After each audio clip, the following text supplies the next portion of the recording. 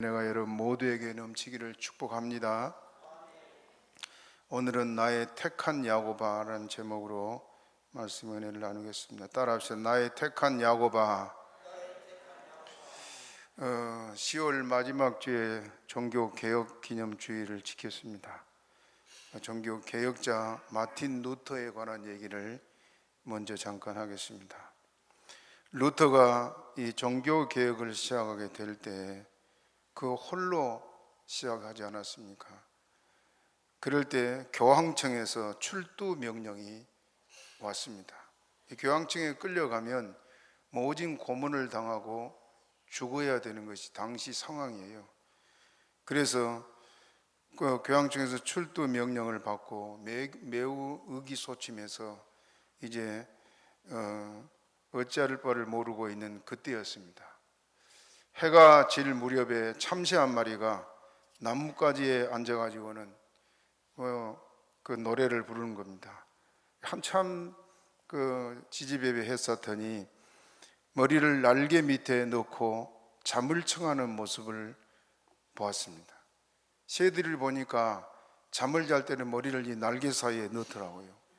그리고는 이제 잠을 청하는데 그 모습을 보면서 루터가 생각하기를 이 작은 새는 저녁을 먹고 이제 잠을 청하려 하는구나. 내일 먹이는 무엇일까? 또 내일은 어디에서 지낼까 하는 따위에 아무런 고민도 없이 만족스럽게 잠을 자는구나. 참새 한 마리가 자기보다 훨씬 부러운 그런 존재였단 말입니다. 그러면서 옛날 다윗 왕이 그랬던 것처럼 이 새도 전능하신 하나님의 그늘 아래 살고 있구나. 새 한 마리, 참새 한 마리가 땅에 떨어진 것도 하나님이 허락해야 된다고 했는데 루터가 그 생각을 한 겁니다. 그러면서 이 참새는 작은 가지에 앉아 있으면서 하나님의 보호를 구하고 있구나. 그리고 가만 생각하니까 자기는 작은 참새 한 마리를 통해서 생각하기를 하나님이, 그 전능하신 하나님이 권능의 손길로 나와 함께 하실 것이다 하는 믿음을 갖게 됐습니다. 그래서 그가 두려워하고 고민하고 하던 것을 이겨냈다 그럽니다. 오늘 본문은 하나님이 우리를 변함없이 사랑하시고 항상 함께 하심을 보여주고 있는 말씀입니다. 본문에서 우리가 세 가지로 살펴볼 텐데, 첫째는 하나님이 우리를 부르시는 이름들에 대해서, 하나님이 우리를 부르시는 것이 세 가지로 말씀하고 있습니다. 한번 8절을 같이 읽어보겠습니다. 8절 시작. 그러나 나의 종 너 이스라엘아, 나의 택한 야고바, 나의 벗 아브라함의 자손아. 똑같은 사람인데도 어떨 때는 나의 종 너 이스라엘아, 어떨 때는 나의 택한 야고바, 또 어떨 때는 나의 벗 아브라함의 자손아, 이렇게 우리를 부르신다는 말입니다. 그러면 하나님께서 우리를 부르시는 세 가지를 먼저 생각해 보겠습니다. 그러나 나의 종 너 이스라엘아. 언제 우리를 종이라고 하고 언제 우리를 이스라엘이라고 하는가? 믿음으로 사는 우리를 하나님은 나의 종이라고 하십니다. 왜 그런가 하면 종은 자기 뜻대로 삽니까? 주인의 뜻대로 삽니까? 주인의 뜻대로 살아요. 그러니까 우리는 내 고집, 내 뜻, 내 의지대로 살아갈 때가 많습니다만은 주를 믿는 믿음의 사람이라면 주의 명령 한마디에 예만 하고 아니요함이 없습니다. 그건 종의 모습입니다. 그렇기 때문에 믿음의 사람은, 종은 자기 뜻이 아니고 주인의 뜻대로 사는 자이기 때문에 믿음으로 사는 자를 하나님은 나의 종이라고 말씀하고 있습니다.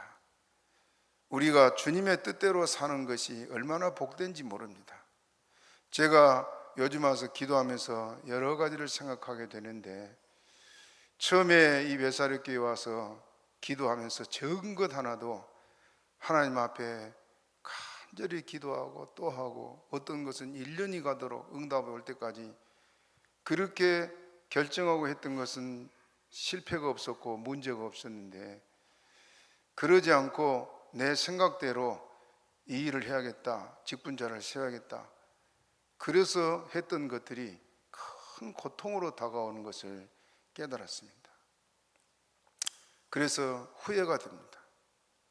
사람의 생각이 아니고 하나님 뜻대로 해야 되는데, 내가 언젠가 나도 모르게 주인의 자리에 올라가서 내 생각대로 직분자도 세우고 한 것이 교회를 이렇게 힘들게 하고 고통을 주고 한 그것을 생각하게 됐습니다. 종은 주인의 뜻대로 사는 자가 종입니다. 믿음으로 사는 사람은 그러므로 하나님의 뜻대로 살기 때문에 나의 종이라고 말씀하고 있습니다. 우리 주님이 여러분 모두를 종이라고 부르기에 합당한 성도가 되시기를 축복합니다. 그런 우리를 하나님은 따라합시다. 이스라엘아. 다시 이스라엘아. 이스라엘이라는 말 뜻이 뭡니까? 따라합시다. 하나님과 겨루어 이겼다. 승리자의 생활을 할 때는 하나님께서 우리를 이스라엘아 그렇게 부르십니다. 하나님이 우리를 신앙생활에 승리할 때 이스라엘이라고 하는데, 창세기 32장 22절 이하에 보게 되면은 야곱의 형 에서가 400명의 군사를 거느리고 자기를 해치려고 온다는 소식을 들었습니다. 그래서 야곱이 야복강 나루에서 홀로 남아서 뭘 했어요? 기도했어요. 야곱은 특별한 은혜를 입은 사람인데도 불구하고 그에게는 위기의 상황이 너무 많았습니다. 죽을 고비도 여러 번 넘겼잖아요. 외삼촌이 죽이려 하고 형이 죽이려 하고 세겜 사람들의 손에 죽을 뻔했고 여러 번 이렇게 위기를 만났는데, 그때마다 야곱이 했던 것이 뭐냐? 기도입니다. 우리가 할 수 있는 무기는 바로 기도예요. 그렇게 믿습니까? 위기는 누구나 만납니다. 야곱이 하나님의 은혜를 입지 않았다고 말할 수 없잖아요. 그런 야곱의 삶이 너무너무 힘들었어요. 그래서 야곱이 나중에 바로 왕 앞에 가가지고 나이를 물을 때 110세라고 말하면서 내가 험악한 세월을 보냈습니다. 누구보다도 험악한 세월을 보냈던 건 야곱이에요. 그런 야곱이 야복나루에서 형이 자기를 죽이려고 오는 것 소식을 듣고는 얼마나 간절히 기도했는지 모릅니다. 여러분, 우리가 기도할 때요, 우리 주님께서 우리 앞에 오신다 그랬습니다. 신명기 4장에 보면은 우리가 기도를 시작하려고 하면은 벌써 주님께서 오셔가지고 우리 기도를 들으시려고 우리 곁에 계신다 그럽니다. 믿습니까? 그런데 그 기도가 간절하느냐 안 하느냐 차이가 있습니다. 야곱은 지금 죽느냐 사느냐 위기가 있으니까 기도가 간절했겠어요, 안 했겠어요? 가족을 다 먼저 야복나루를 건네고 나서 자기는 홀로 남아가지고 이제 죽느냐 사느냐 하는 것은 하나님의 손에 있는 거예요. 그래서 간절히 기도할 때 여기 어떤 사람이 나타났다 그래요. 어떤 사람이 예수님이에요. 예수님이 나타나서 그와 함께 밤새도록 씨름을 했습니다. 씨름을 하고 이제 날이 셀 무렵에 주님께서 나를 나라, 날이 새려니 나를 나라 할 때 야곱이 뭐라고 말하냐? 당신이 내게 축복하지 아니하면 가게 하지 아니하겠나이다. 그런데 이 말을 언제 했냐면은 예수님이 야곱의 환도뼈를 쳤습니다. 뼈가 이골됐다, 부러졌단 말이에요. 여러분, 뼈가 부러지면 아파요, 안 아파요? 예, 뼈가 부러지면 너무 아파요. 그런데 몸의 중심이 환도뼈, 엉치뼈를 그냥 쳐가지고 부러졌는데 으악 소리를 하고 웬만하면 놔버릴 거예요. 그 야곱은 지금 자기 뼈가 부러지니 죽든지 지금 예수님 놔면 안 될 상황이라. 그래서 당신이 내게 축복하지 않으면 가게 하지 아니하겠나이다 하고 예수님을 붙들고 뼈가 부러져도 예수님을 놓지 않으니까 예수님이 하신 말씀이 뭐냐? 창세기 32장 28절 읽어봅시다. 시작. 그 사람이 가로되 내 이름을 다시는 야곱이라 부를 것이 아니요 이스라엘이라 부를 것이니 이는 내가 하나님과 사람으로 더불어 겨루어 이겼습니다. 뭐 했다고요? 이겼다. 네가 하나님과 겨루어서 이겼다. 우리 하나님 이길 수 있습니까? 하나님을 이길 수 있는 유일한 방법이 있습니다. 뭡니까? 기도요. 부모가 자식을 못 이기는데 자식이 졸라대면 이겨요, 못 이겨요? 어린 자식이 부모에게 돈이 없어도 뭐 달라고 졸라대면 빌려서라도 뭐 해줘야 돼. 저희가 학교 다닐 때는 너무너무 어려웠잖아요. 우리 어렸을 때는. 저는 저희 아버지 보고 뭐 필요한 걸 달라고 하면 졸업할 때까지 한 말이 대답이 뭐냐면은 다음 장 보고 줄게. 다음 장 보고 준 것이 아직까지도 이루어지지 않았습니다. 그런데 지금 순천에서 목회하고 있는 제 여동생은요, 안 주면 학교 안 가버려요. 그래 앉아서 그냥 울어요. 그러니까 동네 가서 빌려서라도 갖다 줘야 돼. 자식 못 이깁니다. 그 야곱의 기도는 그런 기도였다면 때로는 우리 기도는 그냥 점잖은 기도가 많습니다. 그래서 하나님께서 야곱을 보고 네가 하나님과 더불어 겨루어 이겼다. 기도의 승리자가 될 때 이스라엘아 그러시나. 또 야곱에게 이스라엘이라고 하는 것이 언제냐? 지난 시간에 말씀드렸습니다마는 온전한 예배를 드리기 위해서 승리할 때 이스라엘이라 그럽니다. 창세기 35장 1절부터 10절에 보면은 지난번에 말씀드린 대로 야곱이 세겜 땅에서 이제 터전을 잡고 재산을 증식하고 집도 마련하고 이제 안정된 생활을 하는데 어떤 일이 벌어졌어요? 디나 사건 때문에 온 집안이 전멸할 위기에 처했습니다. 그럴 때 하나님이 야곱을 보고 어디로 올라가라 했습니까? 따라하세요. 베델로 올라가서, 하나님의 베델로 올라가 내게 나타났던 거기서 단을 쌓아라. 예배드리라고 말. 그래서 야곱이 이제 좀 살만해지는데 그걸 다 놓고 가야 돼. 로세처 같으면 뒤돌아보고 주저주저 하고 못 갈 텐데 야곱은 뒤도 돌아보지 않고 버리고 떠났습니다. 뭐 하려고? 하나님이 예배 드린 것 때문에. 야곱이 깨달았지요. 우리가 하나님 앞에 예배 안 드리고 돈 버는 데만 신경 쓰고 살림 모으는 데만 지금까지 예수 왔구나 하고 야곱도 회개하고 가정 식구도 회개시키고 그래서 온 가정을 정결케 해가지고는 이제 데리고 베델로 올라가서 하나님 앞에 단을 쌓았습니다. 그리고 다시 세겜으로 내려간 것이 아니고 거기 머물렀어요. 어디에? 어디 머물렀다고요? 따라하세요. 베델. 베델이 뭐라고 그랬어요? 하나님의 집. 성도는 하나님의 집을 중심에서 살아야 됩니다. 오늘도 하나님께서 복을 어떻게 주시느냐? 이 교회를 통해서 주세요. 여러분, 유럽이 지금까지 선진국이었는데 이 유럽이 선진국이라고 말할 수 없을 만큼 지금 망하고 있습니다. 살아보려고 몸부림쳐도 안 돼요. 왜 그러냐? 축복의 줄이 끊어졌습니다. 왜? 교회가 다 문을 닫았거든요. 우리나라도 걱정이 지금 교회마다 자꾸 약해져 가는데 이 복이 언제까지 갈지 모르겠습니다.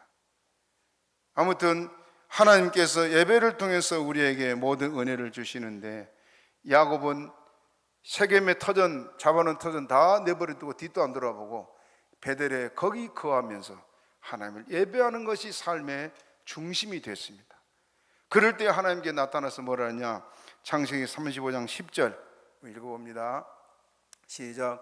그에게 이르시되 내 이름이 야곱이다마는 내 이름을 다시는 야곱이라 부르지 않겠고 이스라엘이 내 이름이 되리라 하시고 그가 그의 이름을 이스라엘이라 부르시고. 뭐라고 불렀다고요? 이스라엘의 뜻이 뭐라 했습니까? 승리자. 하나님과 겨루어 이겼다. 뭘로 이겼다고요? 예배로. 예배 드리기 위해서 모든 것 포기하고 모든 것 내려놓고 뒤도 안 돌아보고 하나님 앞에 예배, 온전한 예배를 드렸더니 너가 이겼다. 이제는 하나님이 할 일이 뭡니까? 그러면 복 주는 것밖에 없지요. 이긴 자에게. 그렇지요? 그래서 이렇게 하나님께서 기도로 승리할 때, 우리가 온전을 예배 드려서 예배로 승리할 때, 욥과 같이 시험을 이기는 승리를 할 때, 또 유혹이나 핍박을 이기는 믿음의 싸움에서 승리할 때, 이때 주님께서는 우리를 보고 따라합시다. 나의 종 너 이스라엘아. 오늘 주님 우리에게 이렇게 승리자 되기를 원하십니다. 우리가 다 주 앞에 설 때 승리자로 서기를 축복합니다. 제 스승이 얘기를 했습니다마는 용서하고 들으시기 바랍니다. 제 스승이 이제 부흥사로 본격적으로 나가기 전에 300일 저녁 금식을 하다가 영양실조로 죽었는데, 그때 죽어서 10시간 반 만에 깨어났는데요, 첫째, 천국의 천사들이 받들어 가는데 심판을 하더래요. 심판을 받은 다음에 천국에 안내하는데 바울 사도가 자기를 안내하는데 보니까 천국에 모든 앞서간 성도들이 전부 다 올려보고 내려보고 옆으로 보고 3층 하늘이니까.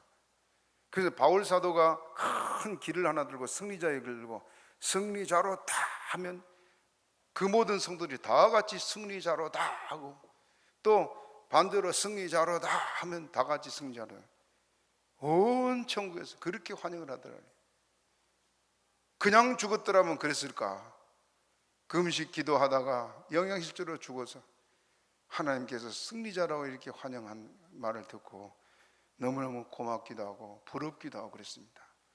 지금 먼저 간 하늘나라에서 얼마나 영광을 누리고 살까, 그 생각이 들어요.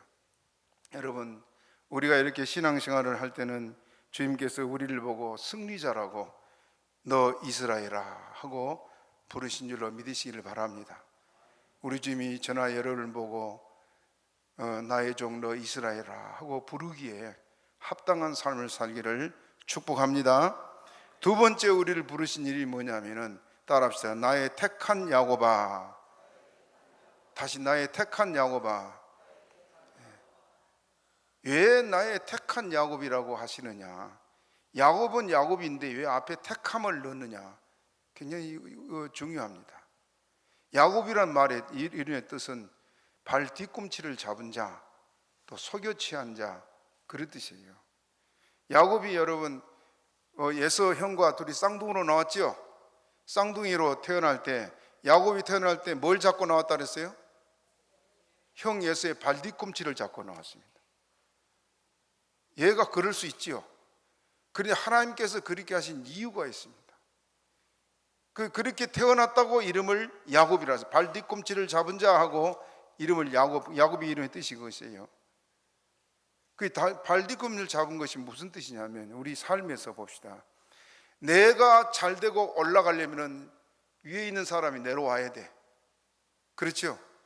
그 때로는 상대를 긁어내리고 잡아 끌어내릴 때도 있고, 우리가 말로나 행동으로 남에게 어려움을 주면서 내가 올라서려고 할 때가 얼마나 많습니까? 예수 믿는 사람도 그래요. 그래서 내가 먼저 되고 내가 위로 올라가고 내가 성공하려고 다른 사람을 끌어내는 그런 불의한 행동을 합니다. 하나님의 택한 자녀라도 하나님을 만나기 전에는 이렇게 사는 사람이 적지 않게 많아요.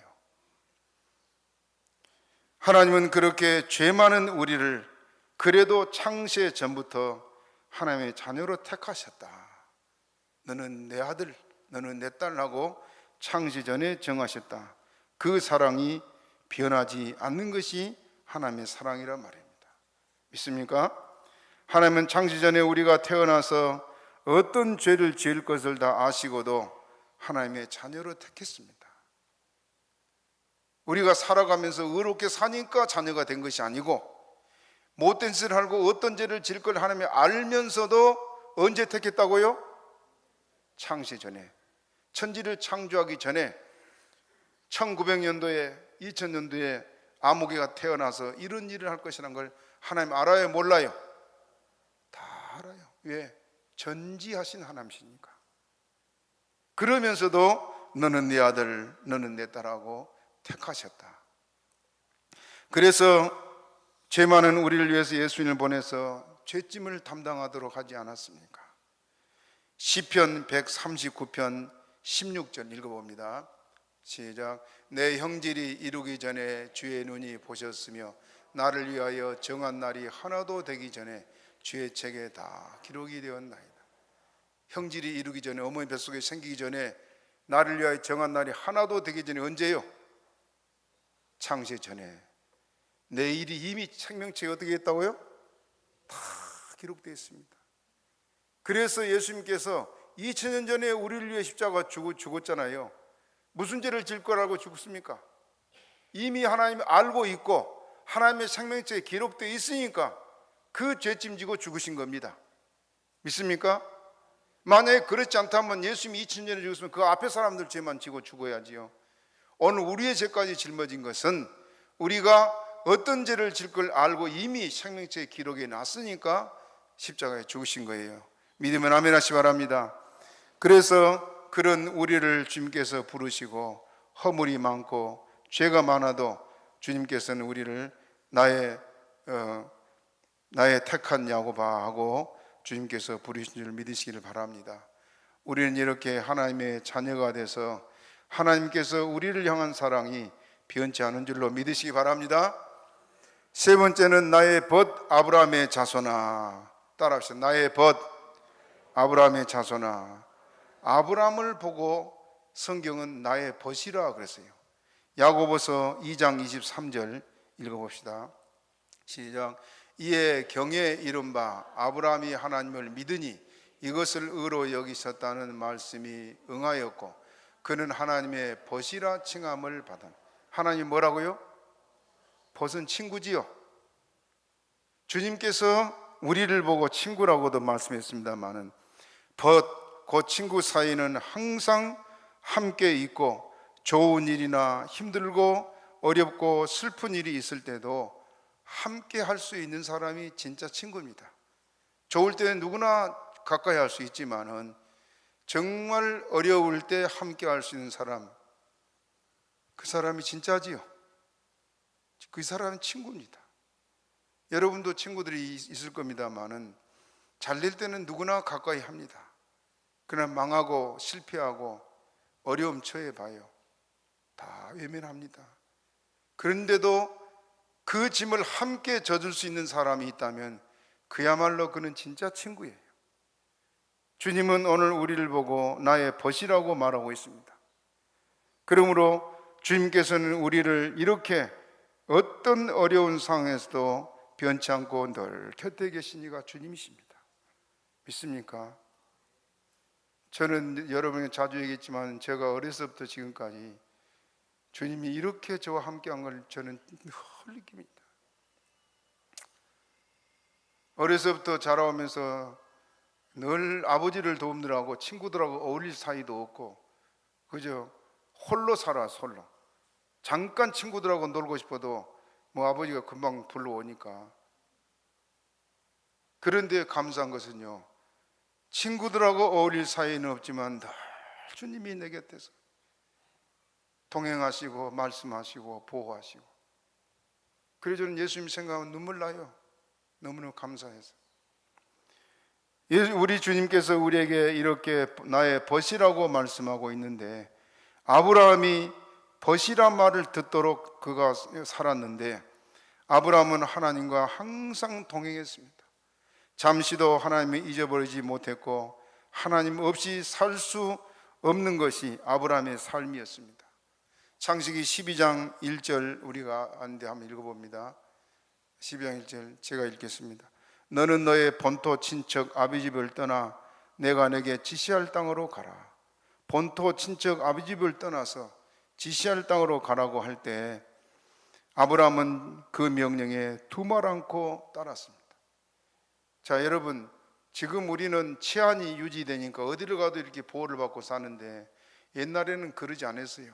그래서 자기 집에 군사를 거느리고 자기 가족을 자기가 지켜야 되는, 그 아브라함 집에도 군사가 많았지요.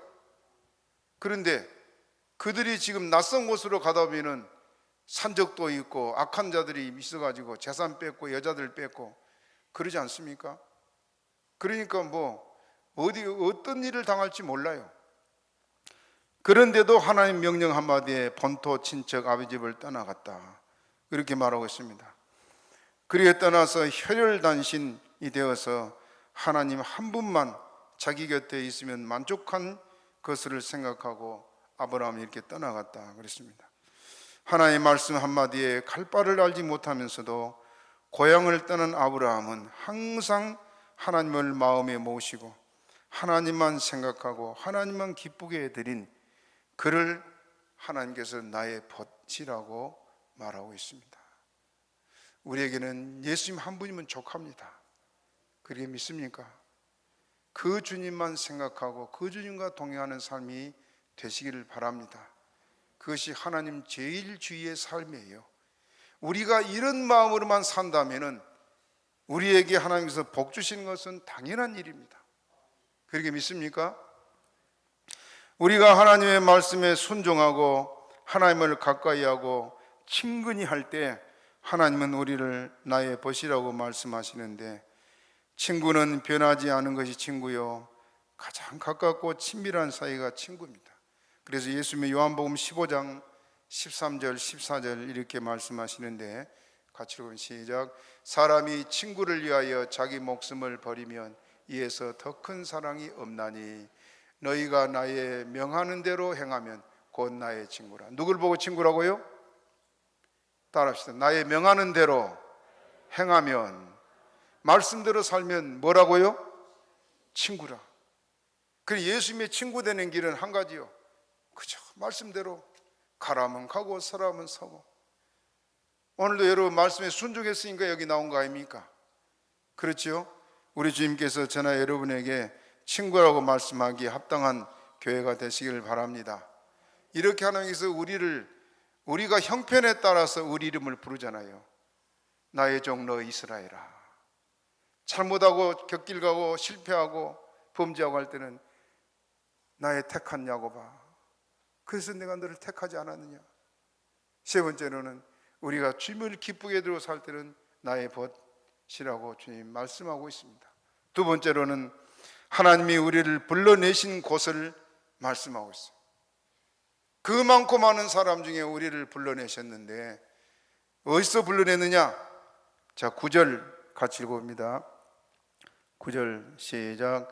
내가 땅 끝에서부터 너를 붙들며 땅 모퉁이에서부터 너를 부르고 내게 이르기를 너는 나의 종이라 내가 너를 택하고 실어버리지 아니하였다 하였노라.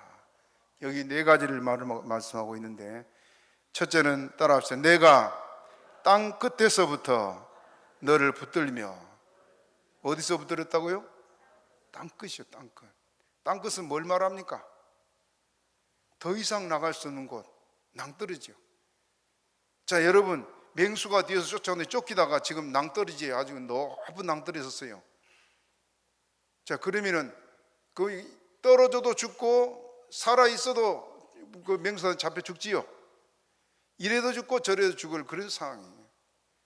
더 이상 희망이 없는 그 자리, 거기서 주님께서 우리를 붙들었다, 붙잡아 줬다, 건져 줬다, 그 말입니다. 그러면 땅끝은 어딘가? 인생의 벼랑 끝이요, 또 절망의 끝이요, 더 이상 갈 곳 없는 낭떠러지기를 가리켜 말하고 있습니다. 삶의 끝자락, 더 이상 설 자리가 없는 곳, 이것들이 바로 땅 끝이요. 믿습니까? 주님이 우리를 거기서 붙들어 주시고 인도해 주셨다. 뒤돌아 생각해 보면 여러분들도 어려운 고비가 많았지요. 우리나라 지금 이렇게 잘 살고 좋은데도 지금 OECD 국가 중에 자살률이 제일 높은 우리나라잖아요. 여러 해째 그렇습니다. 왜 죽습니까? 더 이상 희망이 없으니까. 자기네 땅끝에 섰다고 생각하니까 그런 거예요. 우리도 종종 그럴 때가 있어요. 더 이상 살고 싶지 않은 희망이 없는 그럴 때가 있지만은 여기까지 온 것이 주님이 우리를 붙잡아 줬기 때문에 여기까지 왔습니다. 앞으로도 그렇게 붙잡아 줄 줄로 믿습니다. 이 노예 제도가 있을 때의 일입니다. 아프리카 나이지리아, 지금 나이지리아 여러분들 기독교인들이 그 이슬람에 속한 사람들에게 많이 죽고 있어요. 아마 유튜브도 가끔 나올 겁니다만은 이슬람 사람들은 아주 잔인하게 이 기독교인들을 죽이는데 예배드리다가 막 전부 다 총살을 당하고 끌려가서 무릎 꿇려놓고 총쏴 죽이고.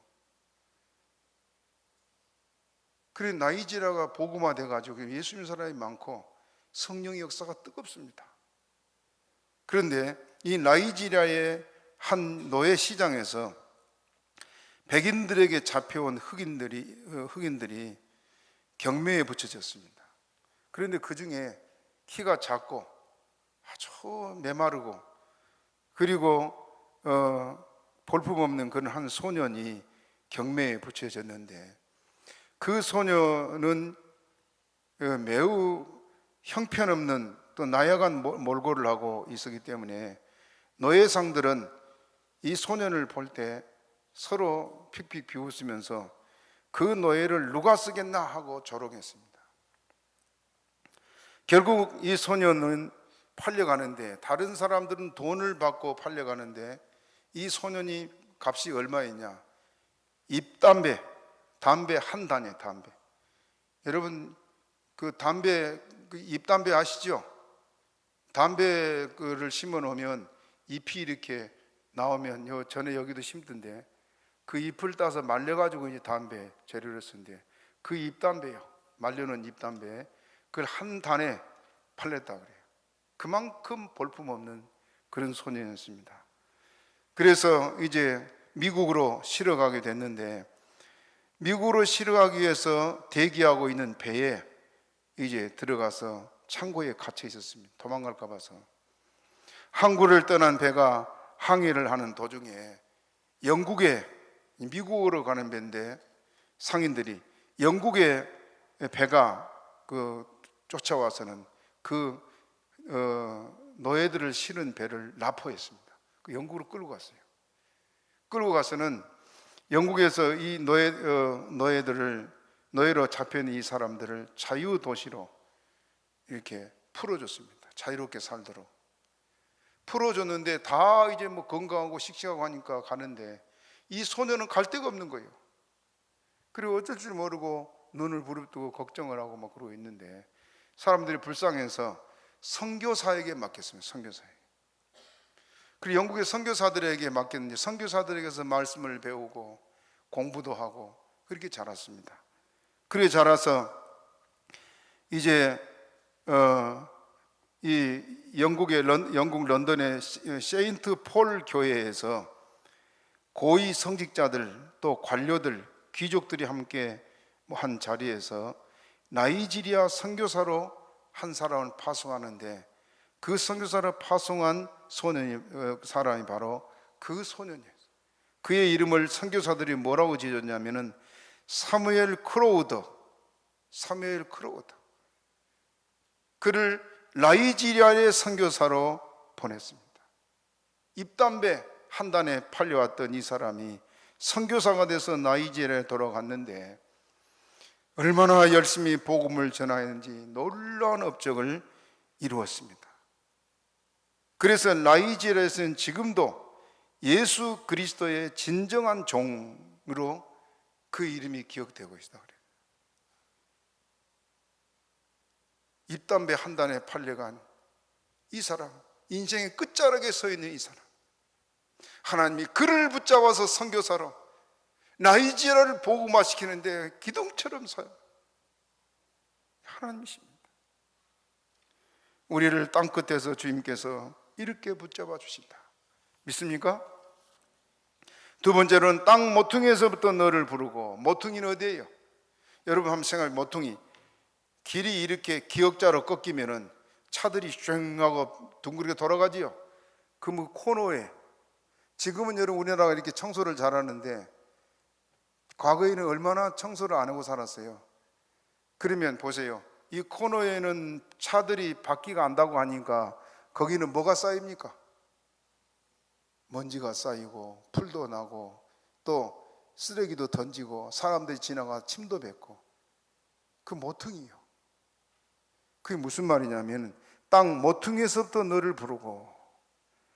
인생의 뒷골목, 가난과 멸시와 천대를 받던 자리, 또 인생의 구석진 자리, 큰 소리 한번 치지 못하던 그런 처지에 있던 사람, 그렇게 보잘것없고 쓸모없는 우리들, 그 처지에 있던 우리들을 주님께서 거기서 불러내셨다. 믿습니까? 지금은 생활이 많이 넉넉했지만 과거에 우리가 어렸을 때는 얼마나 다 가난했습니까? 부모가 학교 안 보낸 친구들도 많고, 제가 참 가슴 아픈 것이 1학년부터 초등학교 1학년부터 6학년까지 졸업할 때까지요, 크레파스 한 번 사본 일이었고 도화지 한 번 들고 학교 가본 일이 없어요. 얘들 미술 그릴 때 가만 1시간 앉아있으면 죽을지, 그렇게 다들 어렵게 살았습니다. 그런 우리들을 여기까지 인도해 주신 것이 우리 주님이십니다. 믿습니까? 어깨에 힘을 주고 큰 소리 칠 만한 것이 있는 사람은 하나님 앞에 온전히 굴복하지 않습니다. 바울은 가문이나 학벌이나 자랑할 것이 많았으나 그것이 주님을 만나는 데 방해가 되기 때문에 배설물같이 버렸다 말하고 있습니다. 쓸모없고 보잘것없고 자격없고 죄인의 개수임을 발견해야 하나님이 우리를 붙잡아 주십니다.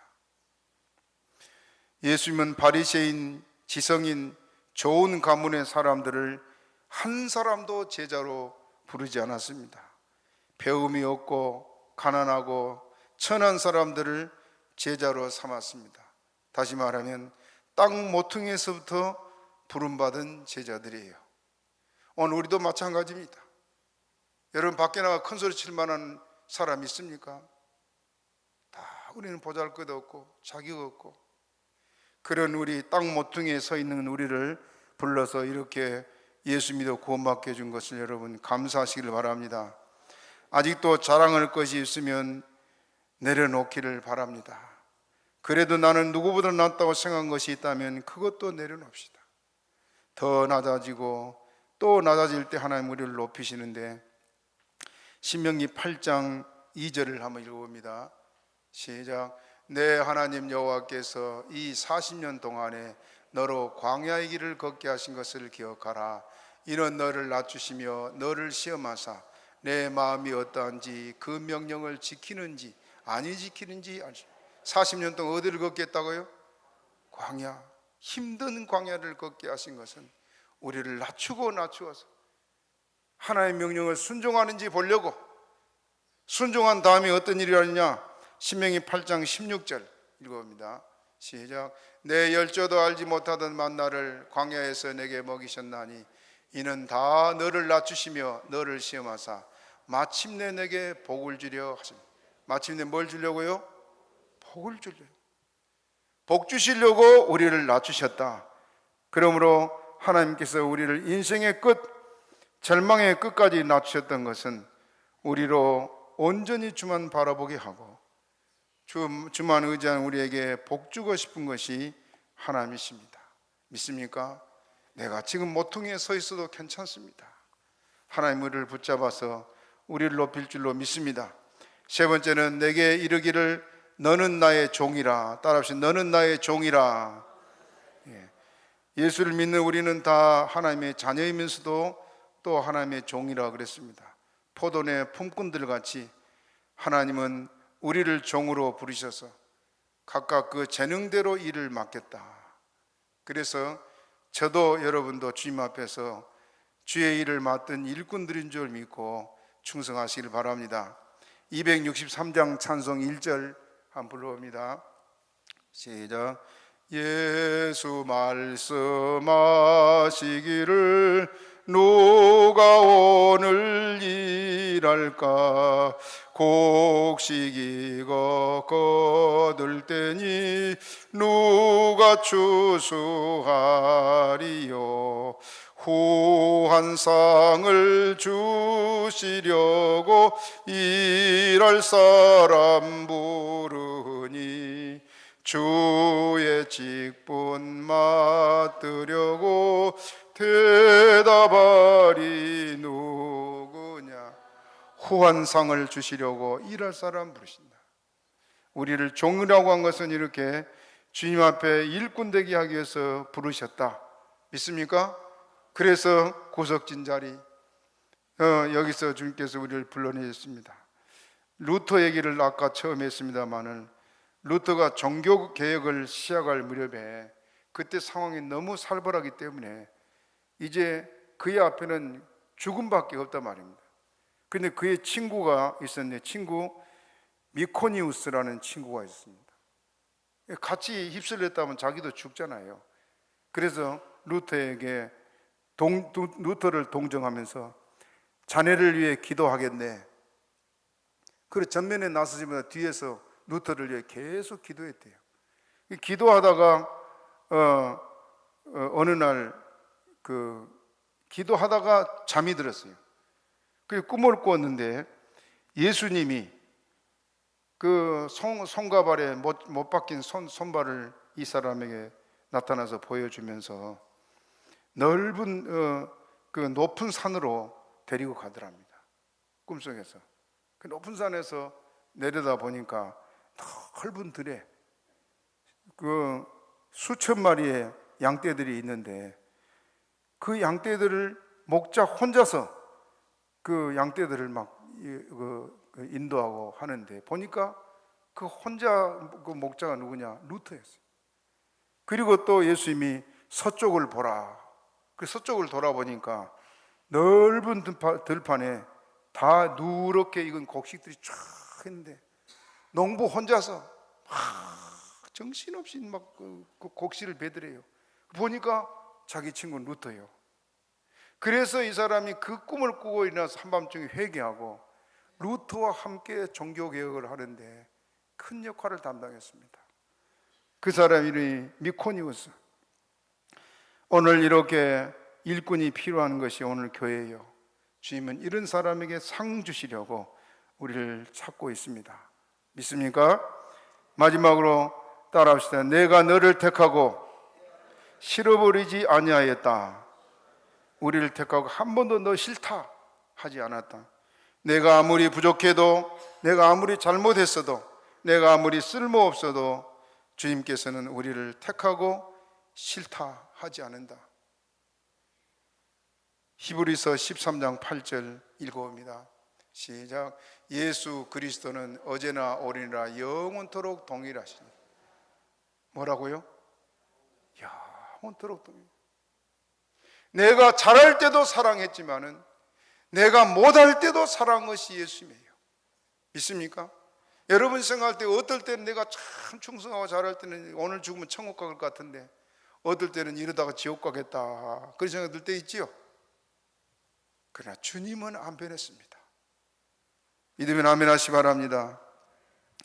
과거에 나를 사랑하시던 주님 지금도 사랑하십니다. 과거에 나를 자녀로 택하신 주님 지금도 나를 향해서 내가 너를 택하고 싫어버리지 아니하였다 하고 주님 말씀하고 있습니다. 탕자의 일을 우리가 잘 압니다마는 탕자가 아버지 재산을 창기들과 함께 먹고 그가 거지가 돼서 돌아올 때 그 거지된 모습을 보고 아버지가 달려가서 목을 안고 입을 맞췄다. 그런데 아들은 뭐라 그랬느냐? 내가 아버지 하늘과 아버지께 죄를 얻었사오니 지금부터는 아버지의 아들이라 일컬음을 감당치 못하겠습니다.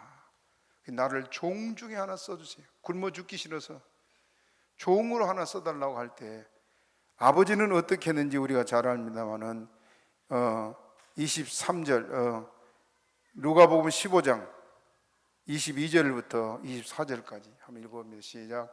아버지는 종들에게 이르되 제일 좋은 옷을 내어다가 입히고 손에 가락지를 끼고 발에 신을 신기라. 그리고 살찐 송아지를 끌어다가 잡으라.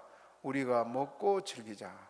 이 내 아들은 죽었다가 다시 살아났으며 내가 잃었다가 다시 얻었노라 하니 저희가 즐거워하더라. 아들 입장에서는 나는 아들들 자격을 잃었으니까 뭘로 써달라고? 종으로 써주세요. 그런데 아버지는 변하지 않았습니다. 우리 하나님이 우리를 향해서 이렇게 변치 않으신다는 말입니다. 믿습니까? 한 번 하나님이 택한 그 자녀는 우리 아무리 허물이 있어도 주님께서는 포기하거나 버리지 않습니다. 부모가 자식을 생각할 때도 그러잖아요. 아무리 그 자식이 못되고 어긋가도 부모와 자식과의 관계는 끊을 수가 없습니다. 그렇죠? 하나님과 우리 관계도 마찬가지예요. 왜? 따라서 하나님이 우리 아버지시니까. 얘기하고 마치겠습니다. 전라도 어느 시골에서 최씨 가문에 일호라는 이름으로 최일호라는 이 말썽꾸러기 아들이 둘째 아들로 태어났는데, 초등학교를 다닐 때 6학년까지 6번이나 아버지 돈을 훔쳐가지고 가출을 했대요. 특별한 아이예요, 특별한 아이. 저는 우리 아버지가 돈을 천정에다 항상 숨겨놓은 걸 아는데 한 번도 훔쳐본 일이 없어요. 우리 형은 몰래 훔쳐 쓰더라고요. 아무튼 머리가 영리하니까 그런 거예요. 이 아이가 특별해서 이렇게 6번이나 아버지 돈을 훔쳤고 가출을 했다가 들어오고, 마지막 6번째는 돈을 몽땅 소파론으로 훔쳐가지고 도망갔어요. 서울로 갔습니다. 얘가 어린 것이 돈 있는 걸 알고는 깡패들한테 잡혀갖고 실컷 얻어맞고 돈 다 뺏기고, 갈 곳이 없으니까 다시 내려온 거 일주일 만에. 갈 곳 없으니까, 갈 곳은 집밖에 없잖아요. 가면 죽으라고 얻어맞을 텐데, 또 잘못할 때마다 때리면 막 파리손 베비듯이 막 잘못했다고 또 그러고 6번째인데, 이제 갈 곳이 없으면 그래도 또 굶어 죽을 수는 없고 집으로 기어 들어온 겁니다. 밤중에 집에 와 보니까 들어갈 문은 열려 있는데 들어갈 수도 없고, 그래서 주변을 배회한 거예요. 계속 왔다 갔다 하다. 새벽녘이 되니까 자기 어머니가 새벽기도 교회 가려고 나와서는 어머니가 그 한숨을 쉬면서, 아이고 이 추운데 이로는 어디서 떨고 있나 하고 혀를 차더래요. 그리고 잠시 후에 어머니가 밖에 마당에 서가지고 두 손을 하늘을 향해서 들고 모으고는 선체로 기도를 하는데, 하나님 아버지, 둘째를 용서하시고 집으로 돌려보내주세요 하고 우는 거예요. 그 어머니가 울면서 기도하는 것이 아들이 마음이 울컥하잖아요. 자기가 왠지 맞아 죽을 거라고 생각하고 왔는데 어머니는 자기를 위해 그렇게 기도한 걸 보고는, 그래서 밖에서 그 소리를 듣고 엄마 하고 뛰어들어와서 엄마를 끌어안는 거예요. 엄마가 아들이 돌아왔으니까 막 같이 끌어안고 우는데, 밖에 소리를 듣고 아버지가 문을 콱 열고는 뛰어나면서 이로야. 자더니 형들 동생들이 다 나와가지고는 또 동생을 맞이한단 말이에요. 그래서 이 6학년 때 1호가 180도로 바뀐 거예요. 이 자리에서 6번째 가출했다가. 그리고 그때부터 이 아이가 학교 공부, 집안일, 교회 생활 열심히 했습니다. 머리가 좋은 애라 나중에 미국에 가서 아동 개발학을 공부하고 교육학 박사가 돼서 돌아와가지고 그때 당시 서울 관악구에서 전도문제연구소를 세워놓고 소장으로 있으면서 국내를 뛰어다니면서 많은 일을 했다. 쓸모없는 인간, 온 가족의 근심거리. 이렇게 변화될 줄 알았습니다. 여러분, 그 부모가 그 아이를 포기 못하고 버리지 못한 것처럼 하나님 우리 포기하지 않습니다. 아무리 잘못해도 버리지 않습니다. 다시 따라합시다. 내가 너를 택하고, 다시 내가 너를 택하고 싫어버리지 아니하였다 하였노라. 한 번도 너 싫다 하지 않았다. 마지막 성경 구절 한 절 읽고 마치겠습니다. 로마서 8장 38절 39절 읽어봅니다. 시작. 내가 확신하노니 사망이나 생명이나 천사들이나 권시자들이나 현재일이나 장래일이나 능력이나 높음이나 깊음이나 다른 아무 피조물이라도 우리를 우리 주 그리스도 예수 안에 있는 하나님의 사랑에서 끊을 수 없어요. 따라서 하나님의 사랑에서 끊을 수 없으리라. 믿습니까? 창세전에 택한 우리들, 아무리 허물이 많아도 나 싫다 그러지 않단 말이에요. 육신의 부모는 저 철전지 원수자가 그렇게 말할지 몰라도 우리 주님은 그렇지 않습니다. 그 주님의 사랑을 믿으시기 바랍니다. 다시 따라합시다. 나의 택한 야곱아. 오늘도 주님은 우리를 이렇게 부르십니다. 그 주님만 의지하고 어떤 형편에 쳐도 낙심하지 말고 승리하는 저와 여러분 되기를 주님의 이름으로 축복합니다. 말씀 생각으로 쥐어져 세번하기도 합니다.